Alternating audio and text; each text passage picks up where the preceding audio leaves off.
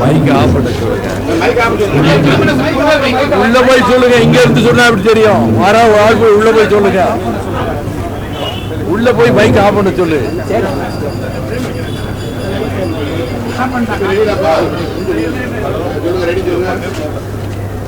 Sir, திமுக முன்னாள் அமைச்சர் ஏவாவேலுடன் சம்பந்தப்பட்ட 13 இடங்கள்ல ரைடு நடக்குது சார். லஞ்ச ஒழிப்புத்துறை சாலை போடாமலே சாலை போட்டதா சொல்லி முறைகேட்டில் ஈடுபட்டாங்கன்னு சொல்லி இந்த ரைடு அது பற்றி எனக்கு எதுவும் தெரியாது. அது பற்றி எனக்கு எதுவும் தெரியாது. சார், ரைடு நடக்கிறத எப்படி பாக்குறீங்க சார்? லஞ்சம் ஊழல் நடந்திருந்தா அதுவே நடவடிக்கை எடுக்கணும் உங்களுடைய பார்வை சார்? இது பற்றி எதுவும் தெரியாது. நான் அது பற்றி எந்த கருத்தும் கூற விரும்பவில்லை. நீங்க கடலூர்ல பேசும்போது நம்ம கட்சிக்கு வசந்த காலம் வந்துருச்சு, இனிமேல நம்ம எல்லாரும் இப்படி கல்யாணங்கள் நடக்கல, தான் வசந்த காலம் இல்ல. அது ஏதாவது குறிப்பு உணர்த்துறீங்களா? அதில் குறிப்பு தான் உணர்த்தலை. இயற்கையாக பாடுறது. இப்போ வசந்த காலத்தில் முருகனுடைய குடும்பம் அடியெடுத்து வச்சிருக்கு. அது மாதிரி வசந்த காலம். சில மனப்பிசக்குகள்லாம் இருந்தது, ஊமை காயங்கள்லாம் இருந்தது அப்படின்லாம் கூட சொன்னீங்க. அதுக்கு பதவுரை பொழிப்புரை எழுதுறதுக்கு சாயங்கால கச்சேரி நடத்தக்கூடிய நம்முடைய நண்பர்கள், தொலைக்காட்சி நண்பர்கள், அதுக்கு பதவுரை, பொழிப்புரை, விளக்க உரை, விமர்சன உரை, கண்டன உரை எல்லாம் நடத்துவாங்களே. தாராளமாக நடத்தும்.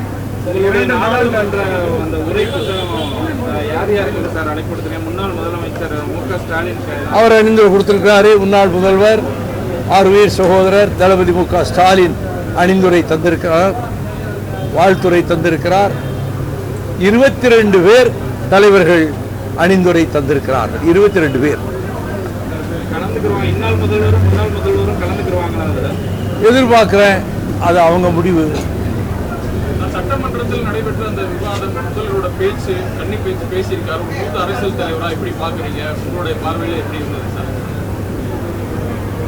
குறுகிய நாட்களுக்குள் தன்னை ஆயத்தப்படுத்தி கொண்டு வருகிறார். இன்னும் 6 மாதங்களுக்குள் தன்னை முழுமையாக அவர் தயார்படுத்திக் கொள்வார். He will equip himself to run the administration. ஆட்சியை நடத்தக்கூடிய நுணுக்கங்கள், நிர்வாக நுணுக்கங்களை போக போக சில மாதங்களில் அவர் கற்று தேர்ந்து தெளிவு பெற்று விடுவார் என்று நான் நம்புகிறேன். சைகை செஞ்சாருன்னு சொல்லி ஒரு விமர்சனம் பண்ணுது. முன்னாள் முதல்வராக இருக்கக்கூடிய ஸ்டாலின் அவர்களை கிண்டல் செய்யும் விதமாக ஒரு சைகை செஞ்சாருன்னு ஒரு பரவலாக பேசப்படுது. அதை நீங்க எப்படி பாக்குறீங்க சார்? எதிர்கட்சி தலைவர்கள் பேசுறது, எதிர்கட்சி தலைவர் பேசுறது, அது கொஞ்சம் தான் நான் கமெண்ட் அடிக்க முடியுமா? அதுபோலத்தான் அவங்க பேசுனதையும் கமெண்ட் பண்ண விரும்பல, முதல்வர் பேசுனதையும் கமெண்ட் பண்ண விரும்பல. இது பற்றி எந்த கமெண்ட்டும் சொல்ல நான் விரும்பவில்லை. உள்ளாட்சி தேர்தல் பணிகள்லாம் தொடங்க இருக்கிறாங்க, எல்லா கட்சிகளும் தொடங்க இருக்கிறாங்க. மதிமுக மக்கள் நலனுக்காக நாங்கள் போய் ஓட்டே விழாத ஒரு வேலையில் ஈடுபட்டு வேலைக்கீட்டில் விட்டுக்கிட்டு இருக்கோம். ஒரு ஓட்டு அதனால கிடைக்காது. ஆனால் தமிழ்நாட்டு நன்மைக்காக ஹைகோர்ட் ஆர்டர் படி அந்த வேலையை நான் செஞ்சுக்கிட்டு இருக்கேன். எங்கள் கட்சி தமிழ்நாட்டு வாழ்வாதாரங்களை பாதுகாக்கின்ற கடமையில் எல்லா கட்சிகளையும் விட முன்னணியில் நிற்பது மறுமலர்ச்சி திமுக தான். அந்த பணியை தொடர்ந்து செய்யும். நேற்று நீட் போராட்டத்தில் அந்த கூட்டணி கட்சியினர் அமைச்சரவையில் சேர்ந்தவங்களை பற்றி கடுமையாக விமர்சித்து பேசியிருக்காரு.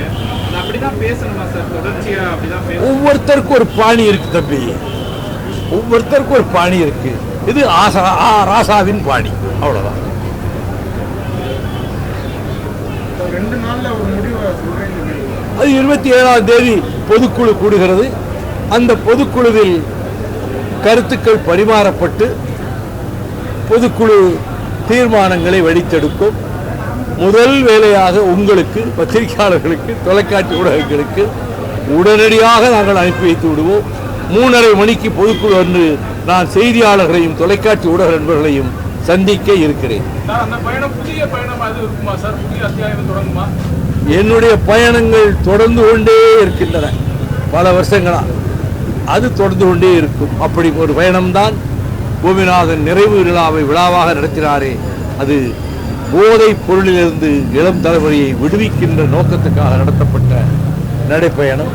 அப்படி பொது நலனுக்காக என்னுடைய பயணங்களை தொடர்ந்து செய்து கொண்டே இருப்பேன். பிரதான கூட்டணி கட்சியெல்லாம் வெளியே வந்துட்டாங்க, நாங்கள் திமுக கூட்டணியிலிருந்து வெளியே வந்துட்டோம் அப்படின்னு ஓப்பனாக சொல்லிட்டாங்க.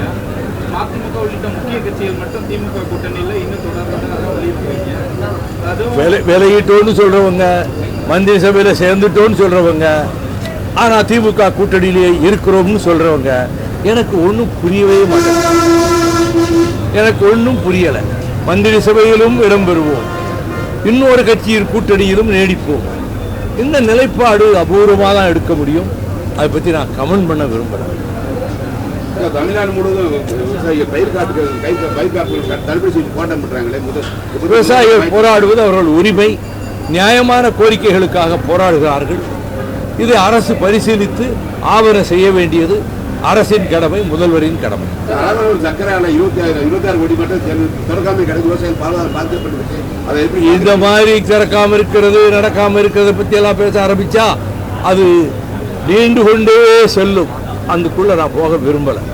அரசியல்ல கூட்டணி முக்கியமா இல்ல வெற்றி பெறதான் முக்கியமா இல்ல மக்கள் நலன் சார்ந்து இருக்கணும்? மக்கள் நலன்தான் முக்கியம்.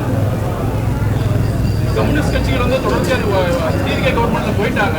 இருந்தாலும் வந்து அவங்க வந்து விமர்சனம் வந்து இப்ப இருக்கக்கூடிய டிவிகேவே வைக்கிறாங்க. திமுகவே தொடர்ந்து வந்து அவங்க அதிமுக கூட்டணி வைக்க வராங்க, அதிமுக கூட்டணி வச்சிருக்காங்கன்னு பேசக்கூடிய காரணம் இருந்தாலும் சார், ஏன்னா உங்களுக்கு பிடிக்கலன்னா வெளியே வந்துடலாம் இல்லையா? அது வெளியில வர்றதை தாண்டி உங்க அந்த விமர்சனம் அவங்க கூட்டணியில இல்லைன்னு சிபிஎம் அறிவிச்சிருச்சு. திமுக கூட்டணியில இல்லைன்னு வீரபாண்டியன் சிபிஐ அறிவிச்சிட்டாரு. கூட்டணியில இல்லைன்னு சொல்லிட்டாரு. அவங்க கருத்துக்களை சொல்லிட்டு இருக்காங்க. ஆனா சொன்னாலுமே வந்து அவங்க அதிமுக கூட்டணி வைக்க முயற்சி பண்ணாங்க. தேர்தல் வந்து வெற்றி பெறதான முக்கியம். அதுக்கப்புறம் தான் மக்கள் எல்லாம் சார்ந்து செயல்பட முடியும். வெளியே வந்ததுக்கு பிறகு திரும்ப அவங்க அதிமுக கூட்டணி வச்சாங்க. ரெண்டு கட்சியோட பிரதானம் வந்து வெற்றி பெறணும்ன்றதுதான்.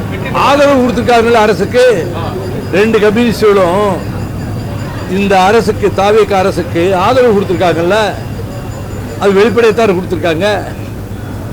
அரசியல் எதிரிக்கு நண்பர் தான் சார். அதிமுக திமுக அவங்க அந்த நிலைப்பாடு எடுத்தது எப்படி தவறுன்னு சொல்ல முடியும் சார்? அதிமுக ஆட்சி அமைக்க திமுக ஆதரவு கொடுக்க முனைந்தது உண்மையாக இருக்குமானால் அதை விட அரசியல் மோசடி இன்னொன்று இருக்க முடியாது. இருக்குமானால்